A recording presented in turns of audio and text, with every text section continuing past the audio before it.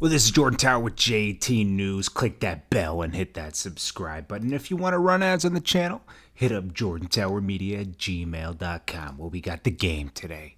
And the game has ethered himself. The game has set it up for his flame to burn out in the rap game. What are you talking about, Jordan? Well, I'm talking about his verse from One Blood. He said, if you're 38 and you still rapping, Well, Game's about to be 38 in 1 month. His time's ticking. He better put out his last album because, according to him, it's disgusting to rhyme over 38. You can't be a rapper over 38 in Game's book. Now, obviously, this is ridiculous. Jay-Z's 45, still rapping. I don't even know how old Jay-Z is. Nas is like 41. 50 Cent's 42 or something like that. Rick Ross is 40. These are very successful rappers in their 40s. The Game, this was over 10 years ago. He was like 26 years old when this record came out. And he was in a feud with Jay-Z, or he was in a feud with Jay-Z by himself, I should say.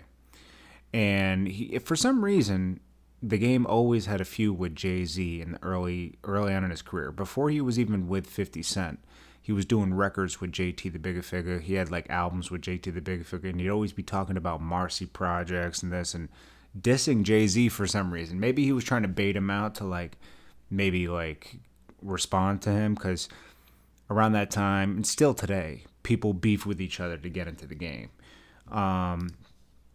But, the Game's had a successful... If the Game were to quit today... See, most people, when you're in your 20s, you don't think you're going to be doing what you're doing in your 20s in your late 30s. But sometimes you are. Sometimes you're that good at it. And the Game is that good at it, okay? He came in the game with a documentary. And even before that, he was killing the mixtape scene. There was a lot of hype on the Game. He got with G Unit. So he came out with a documentary. Then he followed up with Doctor's Advocate. This is after him and Dre had some problems. Then he followed that up 2 years later with LAX. These are all good albums. LAX was okay. Then the Red album was pretty fire. Jesus Piece was pretty good. Documentary 2 was, it was okay. It was too much music. In 2015, when he dropped Documentary 2 and Documentary 2.5, it was too much music to digest, I think. I liked his latest project, 1992. Now, he always had a little bit of beef revolving around each project. I think Jesus Piece, that's when he beat up 40 Glock. Let's see. Doctor's Advocate, LAX, he was still beefing with 50 Cent. And he had his problems with Dr. Dre, but he was respectful about it. And recently, in 1992, he beefed with Meek Mill over really nothing. It was entertaining at the time, but when you really think about it afterwards, it was really mainly to promote his album.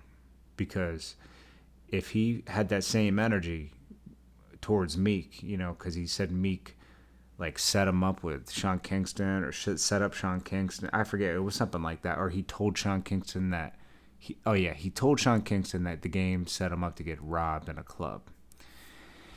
That's what he claimed. And he also claimed that Safari, what was it? Safari called Meek or something while he was cheating on Nicki, and Meek told Nicki that Safari was cheating on him. That might be true.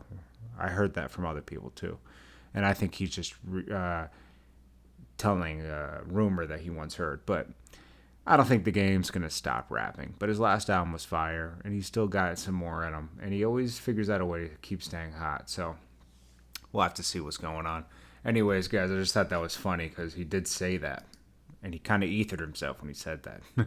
Hit that bell, hit that subscribe button.